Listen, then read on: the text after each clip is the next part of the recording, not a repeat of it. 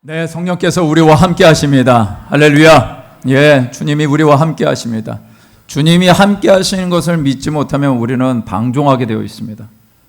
주님이 함께 하셔야지 우리의 마음 가운데 순종할 수 있을 만한 마음도 생깁니다.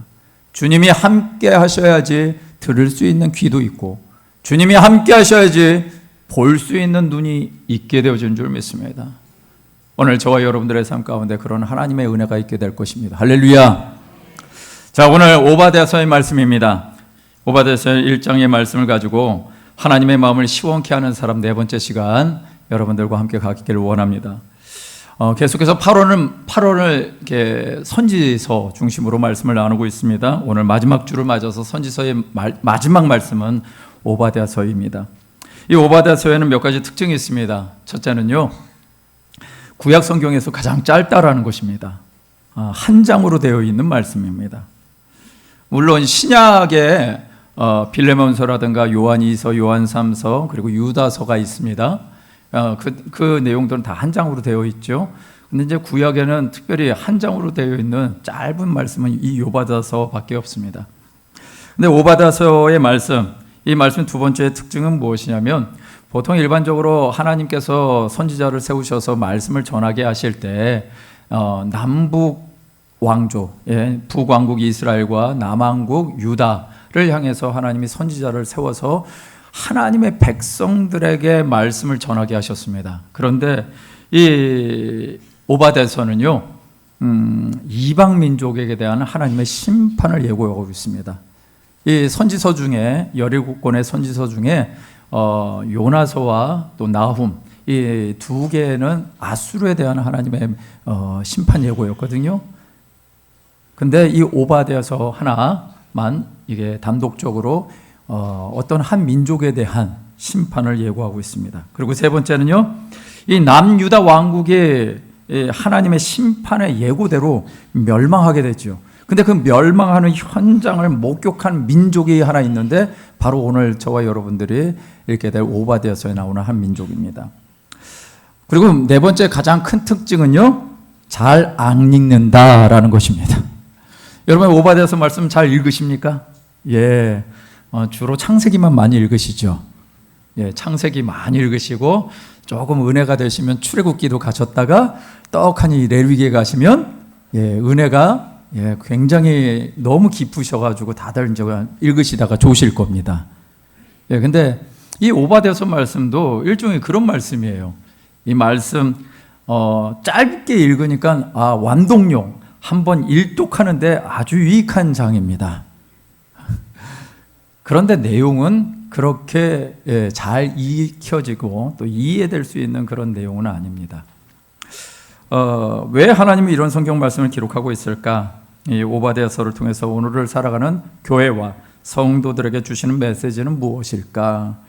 오늘 하나님의 마음을 시원케 하는 하나님의 사람이 되어가시는 저와 여러분 되시기를 주님의 이름으로 축원드립니다. 두 가지 말씀을 드리겠습니다. 첫 번째는요, 자신감을 가장한 교만을 내어 쫓아내십시오라는 것입니다. 한번 같이 읽어볼까요? 시작. 자신감을 가장한 교만을 쫓아내십시오. 네. 이 오바댜서의 말씀, 오바댜의 신상에 관한 기록이 없습니다. 그래서 이 오바댜서를 기록을 한 이 인물에 대한 내용이 없지만, 한 가지 기록이 이제 추측이 되어지는 것은 이 오바댜서의 시대적인 배경은 남유다가 멸망한 직후로 보고 있습니다. 그렇다는 얘기는 남유다 왕국이 지금 있다 없다, 없는 상태입니다. 이 남유다 왕국이 끝났습니다.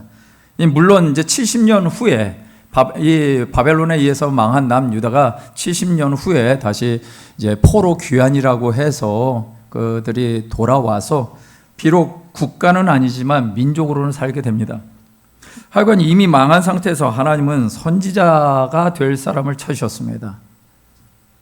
바로 이 평범한 백성으로 보여지는 오바댜, 그에게 하나님의 말씀이 임합니다. 오바댜 1장 1절 말씀은 이렇게 써 있습니다. 오바댜의 묵시라, 주 야훼께서 에돔에 대하여 이같이 말씀하시느니라.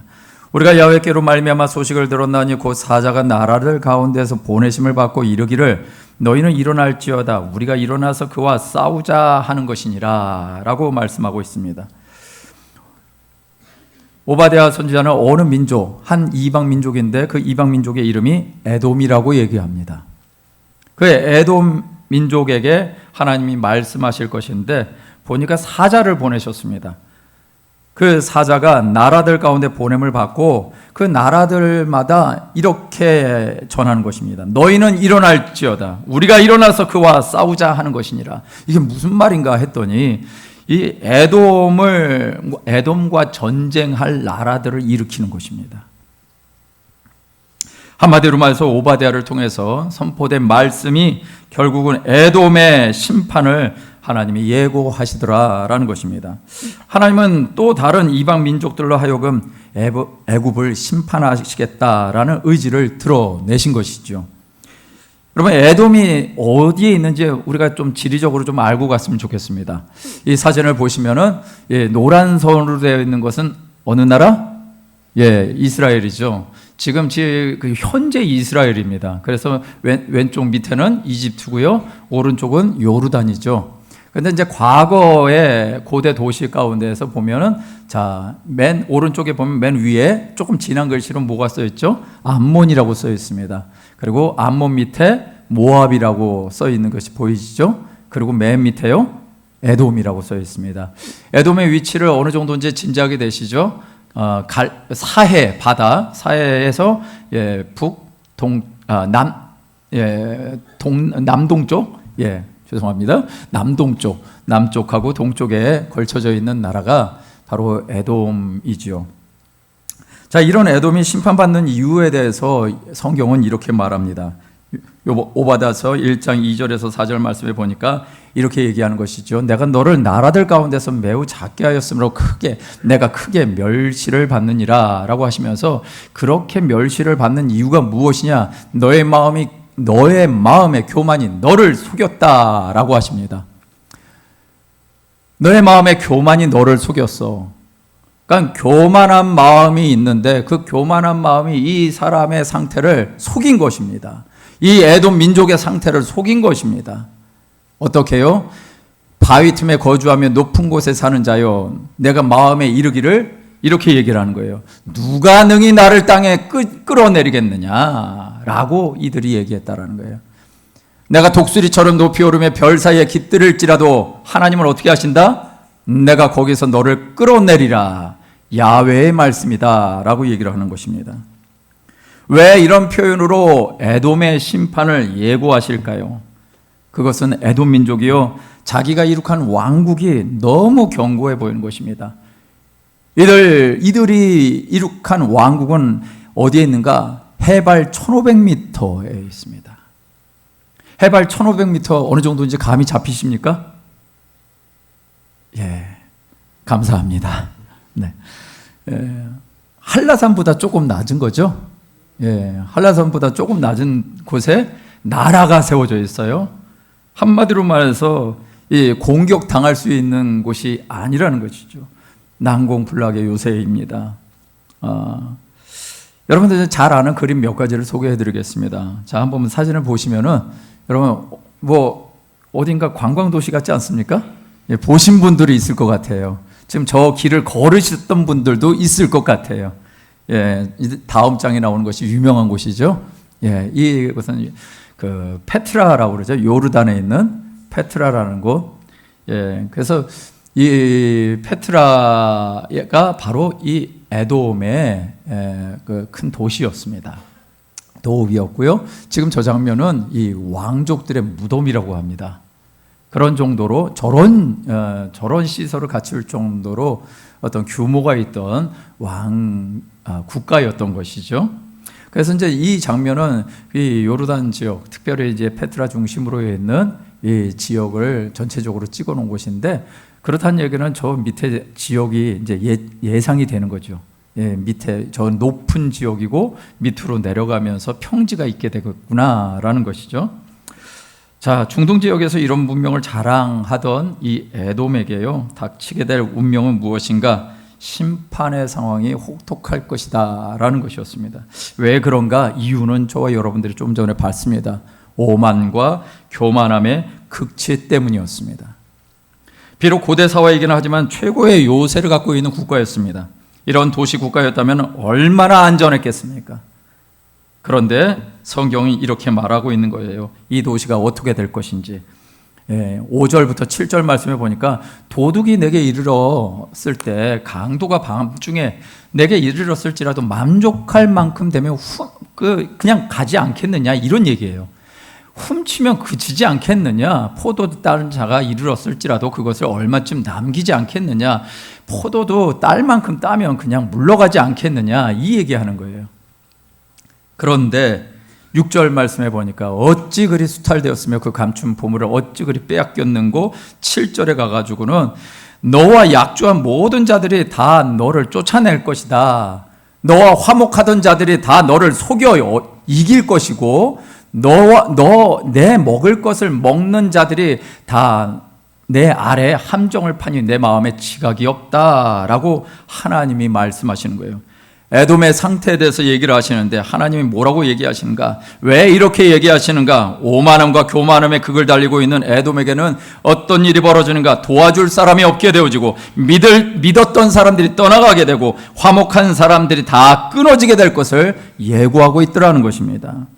왜 에돔에게 이런 일이 벌어지는가? 봤더니 오바댜서 1장 8절 9절의 말씀에 야훼의 말씀이니라 그날에 내가 에돔에서 지혜 있는 자를 멸하며 에서의 산에서 지각이 있는 자를 멸하지 아니하겠느냐. 드마나 내 용사들이 놀랄 것이라. 이로 말미암아 에서의 산에 있는 사람은 다 죽임을 당하며 멸절될 것이다 라고 얘기를 하는데 보니까 지정학적 위치 때문에 적의 공격으로부터 안전하다고 생각했던 것이고 그로 인해서 에돔 사람들의 마음의 상태는 자신감 만만했던 것입니다.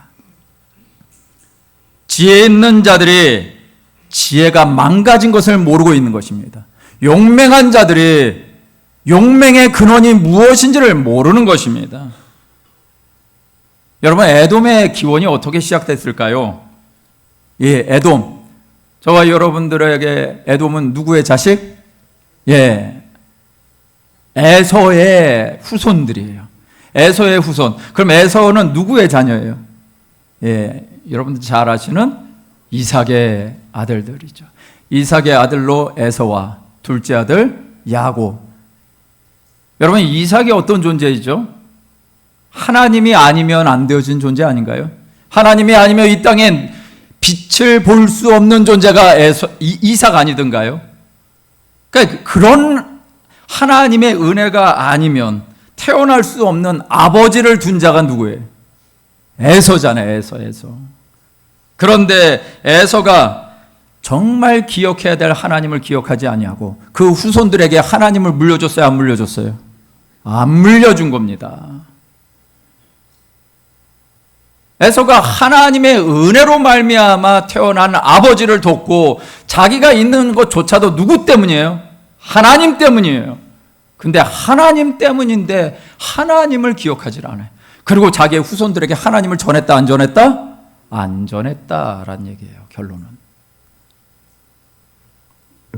그러니 그들이 자기의 지혜를 숭배합니다. 그러니 자기의 용맹함을 자랑하고 그것을 경배합니다.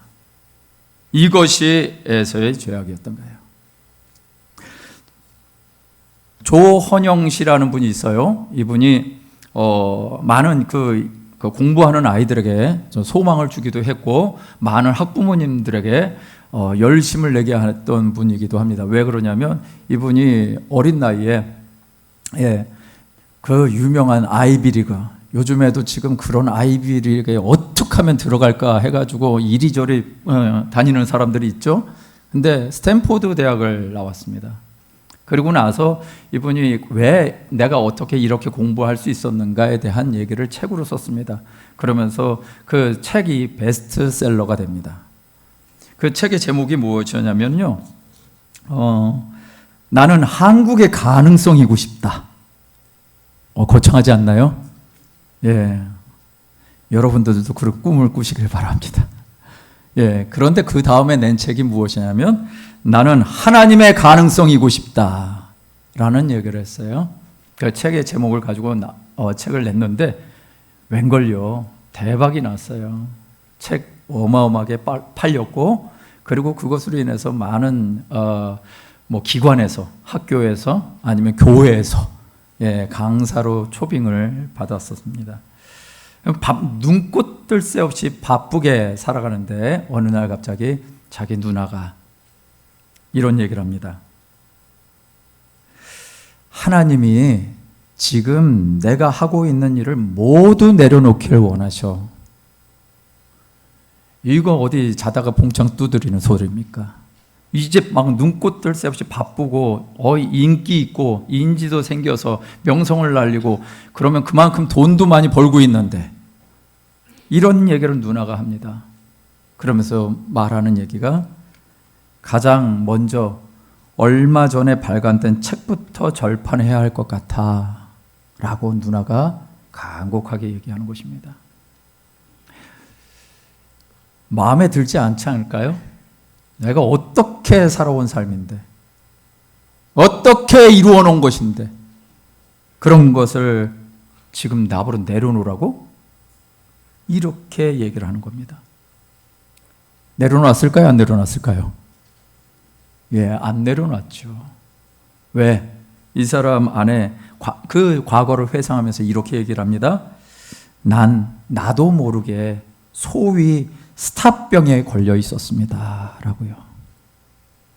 나도 모르게 스타병에 걸려서 내가 그런 존재인 줄 알고, 내가 하나님이 우뚝 세워놓은 존재인 줄 알고 살았다라는 것이죠.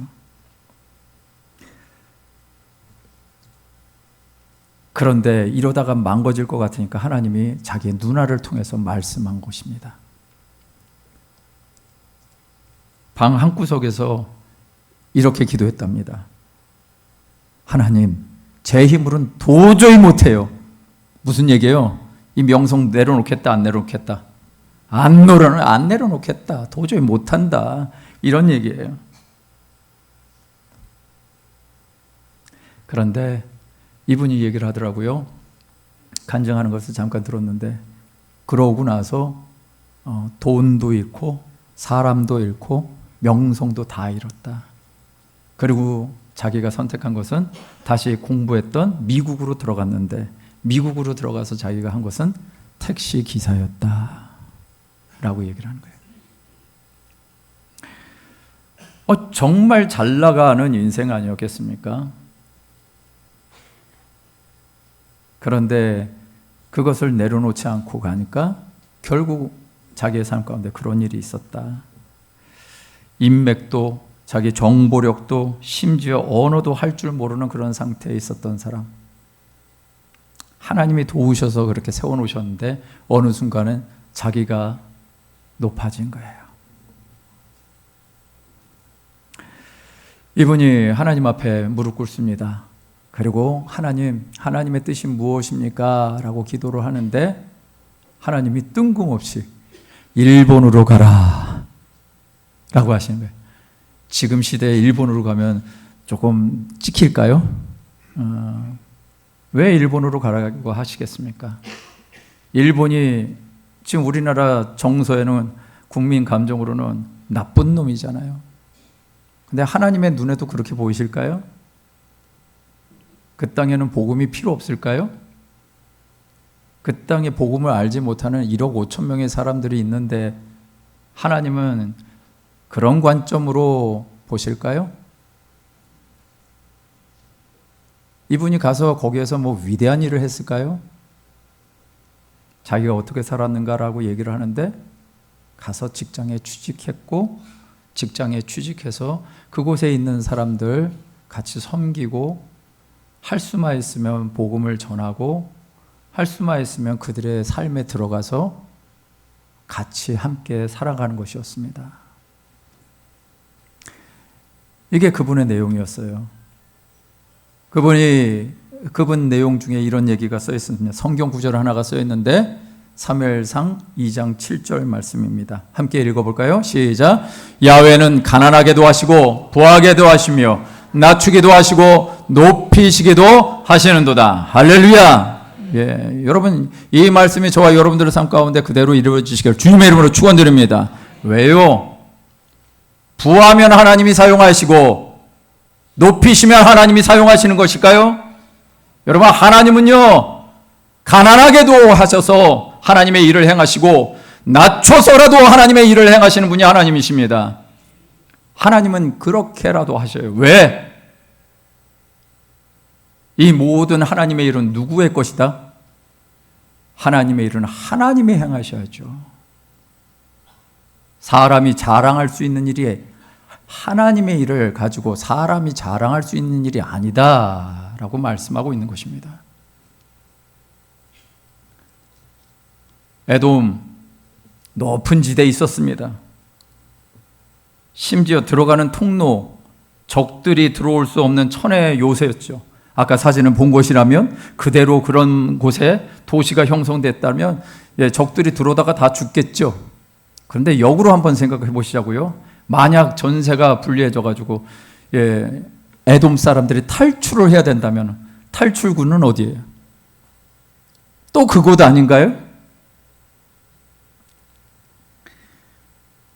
우리의 자신감은요, 누구나가 다 자신감 갖고 살기를 원하죠. 그러나 그 우리의 자신감은 오직 하나님 안에 있어야 하는 것인 줄 믿습니다. 우리의 자신감이 무엇으로 출발했는가 늘 점검해야 되는 것이에요. 나의 스펙이나 나의 경력이나 내가 가지고 있음이 나의 자신감이 되면은 어느 순간 그것이 내 우상이 되더라라는 것이, 이것이 세상의 법칙이다라는 것입니다. 하나님 아닌 것을 가지고 자신감을 가지면 반드시 그거는 내 우상이 됩니다. 내 자랑이 됩니다. 근데 그렇게 가면 오늘 에돔 꼴 난다라는 것이 하나님의 말씀인 것입니다. 자기의 우월감에서 나오는 교만함은 건강한 자신감이 될 수가 없습니다. 오직 내 안에 자신감을 포장하고 있는 교만함을 내어 쫓을 때, 그래서 그 자리에 누가 왕이 되시면 하나님이 왕이 되실 때, 그때만 우리의 삶 가운데 있는 자신감은 의미가 있는 것이고 목적이 있게 되어지는 것입니다. 우리 모든 성도님들이 바로 이런 은혜가 있게 되시길 주님의 이름으로 축원드립니다. 내 안에 이 자신감, 이것이 나를 위해 포장된 자신감이지 진짜 하나님을 위하는 것인지, 이 믿음의 삶이 선명하게 경계를 지어 살아가시는 우리 모든 성도님들 되시길 주님의 이름으로 축원드립니다. 두 번째는요, 에돔의 죄가 내 안에 없게 하십시오라는 것입니다. 에돔을 심판하시겠다고 하는 하나님의 의지가 대단히 강렬합니다. 오바댜 1장 10절 말씀에 보니까 이렇게 써 있는 거예요. 내가 내 형제 야곱에게 행한 포악으로 말미암아 부끄러움을 당하고 영원히 멸절되리라 라고 말씀하시는 거예요. 아니 뭔 일 그렇게 행했길래 이렇게 말씀하시냐. 더더욱이 나는 영원히 멸절되겠다. 남유다 왕국은 어떻게 됩니까? 영원히가 아니죠. 결국은 너희들은 돌아올 거야 라는 말씀을 주시는데, 이 에돔에 대해서는 하나님 말씀하시는 것이 영원히 멸절될 거야 라고 말씀하십니다. 무엇 때문에?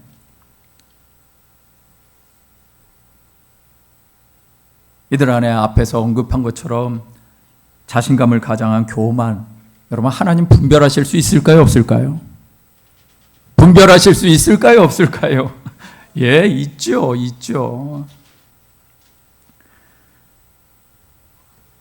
결국 그것 때문에 이 심각한 결과를 초래한다라는 것이 오바댜 1장 10절의 말씀이죠. 우리 잠언 16장 18절 말씀 한번 같이 읽겠습니다. 잠언 16장 18절 말씀입니다. 안 나오네요. 자, 함께 읽겠습니다. 시작. 교만은 패망의 선봉이요 거만한 마음은 넘어짐의 앞잡이니라. 할렐루야. 예, 이 누가 한 말이에요? 예, 솔로몬이 한 얘기죠. 솔로몬 정말 명성 있던 왕, 지혜의 왕. 그 지혜의 왕이었던 그가 하는 말이 저것이었습니다. 인생을 돌아보면서 교만함은 이 패망의 선봉이구나. 인생을 돌아보면서 거만한 마음은 넘어집의 앞잡이구나 라는 것을 자기의 삶을 통해서 고백하는 것이죠. 자, 그러면은 에돔의 그런 교만한 마음이 어떻게 나타나는가 봤더니 오바댜서 1장 11절에 이렇게 말합니다. 내가 멀리 섰던 날 곧 이방인이 그의 재물을 빼앗아 가며 외국인이 그의 성문에 들어가서 예루살렘을 얻기 위하여 제비 뽑던 날에 너도 그들 중 한 사람과 같았다라고 얘기를 합니다.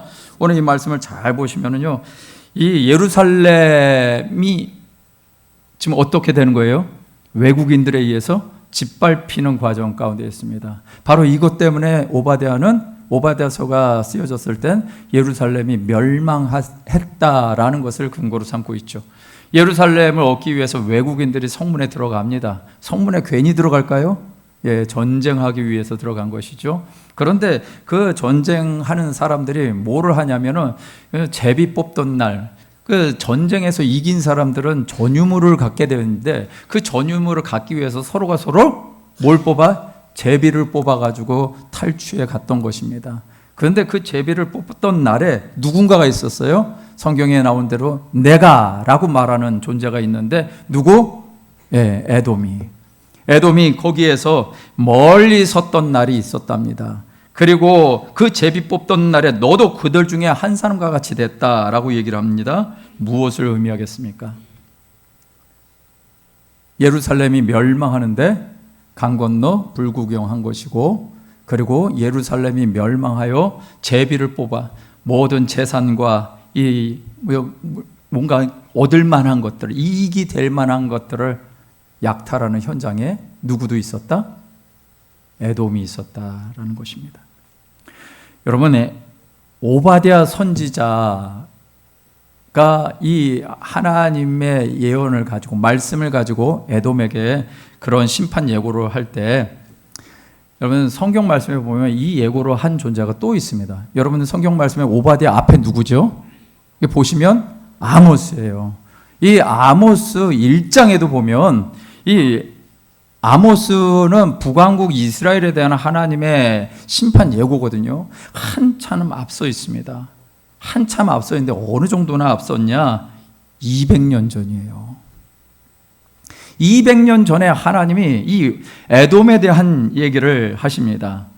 그 에돔에 대한 얘기를 하실 때 에돔에 대한 심판 예고를 하시는 내용이 아모스 1장 11절 12절에 나오는데 이렇게 나오고 있는 거예요.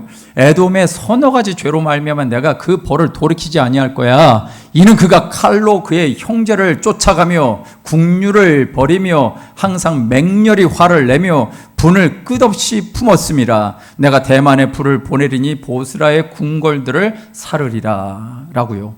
여러분, 대만이라는 것은 에서의 손자 이름이에요. 에서의 손자 이름을 따라서 이 도시의 이름을 만들었고요. 저 보스라라는 곳에 궁궐, 결국은 궁궐이 있다라는 얘기는 거긴 수도잖아요. 근데 그 수도가 어디냐? 바로 페트라였던 것입니다. 여러분들이 보신. 그런데 이런 지역들이 어떻게 되겠다? 예, 불을 보낼 것이고 살을 것이다. 왜? 뭐 때문에? 에돔에 서너 가지 죄가 있는데 그것이 무엇이냐? 칼로 그의 형제를 쫓아갔다라는 얘기예요. 뭐하러 쫓아갔겠습니까? 뻔한 거죠. 칼로 그의 형제를 쫓아갔고 국류를 버렸다, 불쌍히 여기지 않았다라는 것이고, 항상 맹렬히 화를 내며 분을 끝없이 품었다라는 것입니다.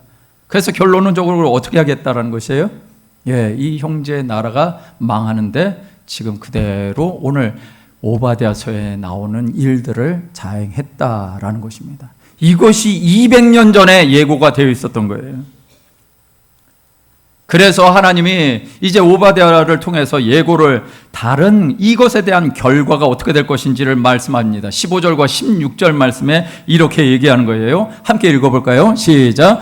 야훼께서 만국을 벌할 날이 가까웠나니 내가 행한 대로 너도 받을 것인즉 내가 행한 것이 내 머리로 돌아갈 것이라. 너희가 내 성산에서 마신 것 같이 만국인이 항상 마시리니 곧 마시고 삼켜서 본래 없던 것 같이 되리라. 무슨 말씀이에요? 15절 말씀 보니까 네가 행한 대로 너도 받을 것이야. 네가 행한 대로 내 머리로 돌아갈 것이야 라고 말씀하고 있는 거예요.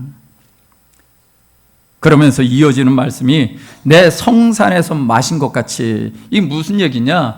내 성산은 예루살렘을 얘기하는 것이 아니라 어디? 예, 이 에돔 사람들이 살고 있는 그 요새와 같은 그 그곳을 이 성경은 성산이라고 얘기하고 있어요. 그 성산에서 마셨다. 뭘 마신 거예요? 우리는 난공불락의 성이고 우리는 안전해. 우리는 전쟁에서 이겨. 그러니까 우리는 전쟁에서 이긴 존재로 샴페인을 터뜨리는 겁니다. 그런데 어떻게 해야 되겠다? 예, 망국인이 항상 마시게 될 거야. 곧 마시고 삼켜서 본래 없던 것처럼 될 거야. 라는 얘기는 에돔이 스스로 자축하면서 마셨던 그 술, 이제 너를 멸망시킨 사람들이 축배를 들게 될 거야. 라고 말하고 있는 것이죠. 여러분, 이것을 누가 계획했을까요?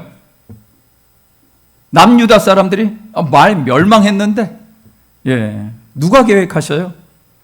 하나님이 계획하시는 것입니다. 사람이 계획하는 것이 아니라 하나님이 직접 하신다라고 말씀하고 있는 것입니다. 그러면 에돔은 에서의 후예이죠. 그렇다는 얘기는 이스라엘 민족과 어떤 관계? 형제 관계다. 에서 이후의 후손들이 에돔이라는 나라를 먼저 세우게 됩니다.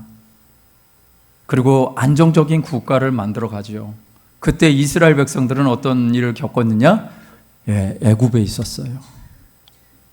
애굽에서 뭔 생활하고 있었을까요? 예, 노예로 살고 있었고 정말 부르짖는 존재일 수밖에 없었습니다.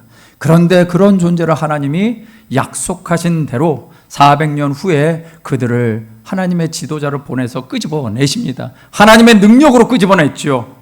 그리고 하나님의 능력으로 끄집어낸 그들이 이제 하나님이 약속하신 땅으로 가야 되는데, 가나안 땅으로 가야 되는데, 가다 보니까 어디를 지나? 에돔을 지나는 거예요. 에돔을. 그러면 에돔을 지날 때 어떻게 에돔이 반응해야 될까? 야, 우리 동생 민족 왔구나. 야, 우리 동생 민족 노예 생활을 하느라 정말 고생했다. 이제 물이라도 좀 마시면서 기운 차리고 거기에 가라 라고 하면 얼마나 좋겠습니까? 예, 모세와 이스라엘 자손들이 가나안 땅을 향해서 갈 때 그들이 한 것은 통행을 금지시켜버렸고, 그래도 좀 보내주세요. 이 길 지나가게 해주세요 라고 애걸복걸했는데, 이게 아무래도 그렇게 갈 것 같으니까 자기들의 군대를 동원해서 그 길을 막은 것을 자행했던 것입니다. 형제 민족으로 마땅히 베풀어야 될 자비와 관용이 이 에돔에게는 도무지 보이지 않았던 것입니다. 그리고 오늘 남유다 왕국이 바벨론에 의해서 처참하게 무너지고 있을 때, 탈취당하고 있을 때 이들은 방관했습니다. 그리고 바벨론이 수탈하는 그 현장에 이 남유다 백성들의 생명과 재산, 이걸 돌보는 척, 안 그런 척 하면서 약탈했던 것입니다. 이것이 에돔의 죄악이었습니다. 형제를 돌아보는 것이 아니라 형제를 약탈한 것. 형제에 대한 사랑이 없었던 민족, 그 민족을 향해서 하나님은 이렇게 심판을 예고하셨습니다. 여러분, 에돔의 죄악이 내 안에 있어서는 안 될 것입니다. 할렐루야. 하나님 분명히 이 땅의 죄악과 불의를 심판하실 것입니다. 그런데 그런 자리에 우리가 이런 에돔과 같은 삶의 모습이 잊지 말아야 할 줄 믿습니다. 누군가 이런 얘기를 해요. 사랑이 넘치는 우리 가족이 되게 해주세요. 사랑 넘치는 교회가 되게 해주세요. 사랑 넘치는 사람이 있게 해주세요. 이렇게 기도하는 일들이 있어요. 여러분, 이렇게 기도하는 거 맞습니다. 해야 됩니다. 그런데 이렇게 기도하면 결국은 누가 해야 되는 거예요? 누가? 사랑에 은사가 있는 사람들이 사랑을 하는 걸까요? 여러분, 은사 있는 사람들에게 하나님이 사랑하라고 말씀하신 것이 아니라 모두에게 말씀하셨어요. 모두에게. 누군가가 변하면 이루어질까? 내가 사랑하지 못하는 것에 대해서 회개는 없는데 남이나 교회나 민족이나 사랑 없는 것을 탓하면 정말 사랑할 수 있을까요? 사랑을 구하는 자들이 해야 될 것이 있습니다. 기도해야 되죠. 근데 아울러서 그들 자신이 먼저 사랑하면 되는 것 아닐까요? 교회가 왜 이렇게 사랑이 없냐? 성도들이 왜 이렇게 사랑이 없냐? 혹여 그런 말씀을 듣는다면, 그런 얘기들 때문에 가슴 아파한다면 우리가 해야 될 일이 무엇일까요? 우리 안에 그 사랑을 허락하신 그분으로부터 내가 시작해야 되는 것 아닐까요? 자기부터 사랑받으려고 하지 말고, 자기부터 사랑받는 것으로 시작하지 말고, 누군가에게 내가 먼저 사랑할 수 있는 그런 자리로 가면 얼마나 좋을까요? 분명히 세상은 사랑이 식어질 거라고 말씀하셨습니다. 누가? 예수님이 말씀하셨어요. 말세지 말에 사랑이 식어지게 될 거라고 말씀하셨습니다. 식어질 겁니다. 세상이 식어질 것이고 교회도 식어질 것입니다. 그런데 그럼에도 불구하고 오늘 에돔의 죄는 우리가 담지 말자고요.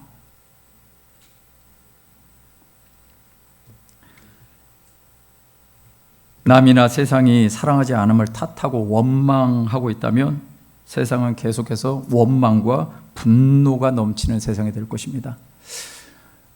최근에 안 좋은 사건이 하나 있었습니다. 살인 사건이고 그것이 시체가 한강에서 발견됐다. 막 그런 안타까운 얘기가 있었습니다. 참 이제 우리 사회가 어느새 이게 그냥 너무나 많은 일들이 벌어졌는지 모르겠어요.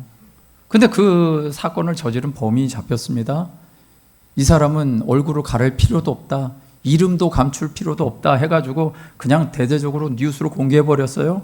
근데 그 사람이 잡혀가지고 왜 이렇게 사람을 없이 했냐라고 물어보니까 그 사람이 자기한테 반말을 했다라는 거예요.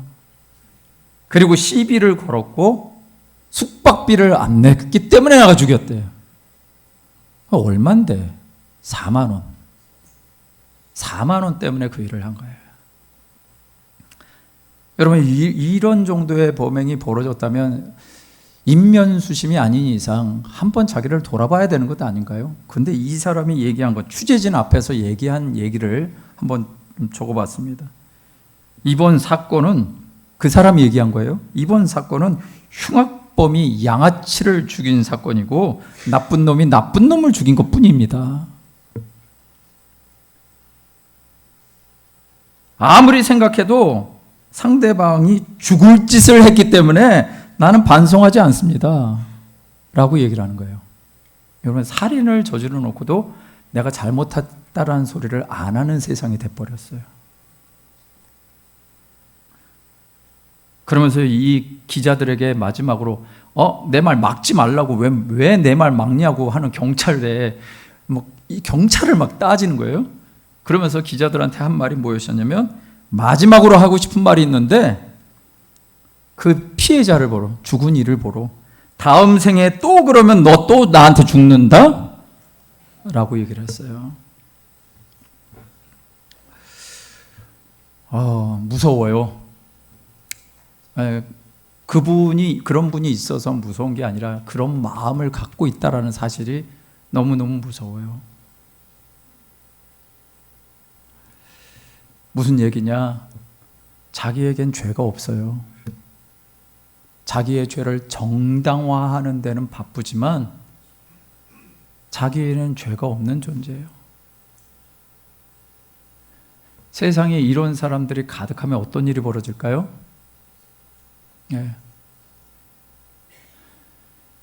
예수님이 왜 우리 인간 세상에 오셔서 처음으로 하신 말씀이 회개하라 천국이 가까웠다라고 하셨는지 여러분 아시겠습니까?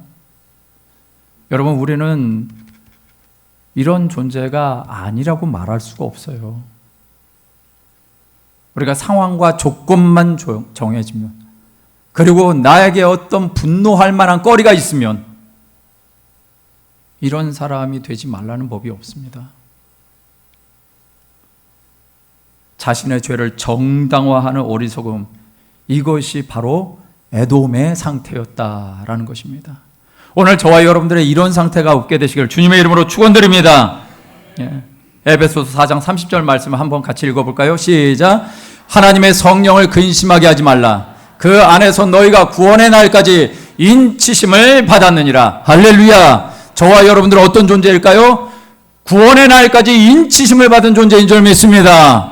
그런 존재들이 어떻게 살아요? 하나님의 성령을 근심하게 하지 않는다라는 것입니다. 구원의 날까지 인치심을 받은 존재들은 하나님의 성령을 근심하게 하지 않는다. 하나님의 성령을 근심하게 하는 이유가 무엇인가요? 우리 안에 있는 죄예요. 에돔의 죄예요. 이 에돔의 죄로부터 하나님의 마음을 근심하게 하는 자가 아니라 하나님의 마음을 시원케 하시는 저와 여러분 되시기를 주님의 이름으로 축원드립니다. 말씀을 마무리 짓겠습니다. 여러분, 에돔의 결론은 무엇인가요? 유물로 남았습니다. 관광지입니다. 그들의 민족은 끝났습니다. 그저 요르단이라는 다른 민족이 그런 후손일 수도 있고요, 다른 민족일 수도 있겠죠. 그런데 에돔의 심판 예고와 다른 차이가 남유다 왕국에게 있습니다. 무슨 차이가 있을까? 그것이 바로 오바댜 1장 17절에 있는 말씀입니다. 17절, 18절 말씀인데 함께 읽어볼까요? 시작. 오직 시온산에서 피할 자가 있으리니 그 산이 거룩할 것이요 야곱 족속은 자기 기업을 누릴 것이며 야곱 족속은 불이 될 것이며 요셉 족속은 불꽃이 될 것이요 에서 족속은 지푸라기가 될 것이라. 그들이 그들 위에 붙어서 그들을 불사를 것인즉 에서 족속에게 남은 자가 없으리니 야훼께서 말씀하셨느니라. 똑같이, 아니 어쩌면 에돔보다 먼저 남유다가 망했습니다. 망했으면 끝나야죠. 근데 하나님의 말씀이 뭐라고 그러냐면 야곱 족속에게는 뭔가 소망이 있습니다. 그들이 피할 것이라고, 시온산으로 피할 것이라고, 남은 자들이 있을 것이라고, 그리고 그 야곱 족속이 자기 기업을 누리게 될 것이라고 말씀하십니다. 그러면서 야곱 족속은 어떻게 된다? 불이 될 것이고 요셉 족속은 불꽃이 될 것이다. 그런데 에서 족속은 어떻게 돼요? 지푸라기가 될 것이다. 불과 지푸라기가 같이 있으면 어떤 일이 벌어지겠어요? 지푸라기가 타버리는 거죠. 여러분, 에서 족속에게는 약속이 없습니다. 그러나 하나님의 백성 남유다 왕국, 비록 멸망해서 처참한 꼴을 맞았지만 하나님의 약속이 있는 자들은 하나님의 약속 가운데 새로운 소망과 희망을 갖게 되어지는 것인 줄 믿습니다. 우리 모든 성도님들이 바로 이런 은혜가 있게 되시길 주님의 이름으로 축원드립니다. 우리 안에 이 에돔의 죄악들을 다 제거하시고 하나님의 이 약속을 받아서 하나님께서 원하시는 삶을 살아내는 우리의 삶의 자리에 이런 하나님의 불이 되시기를 주님의 이름으로 축원드립니다.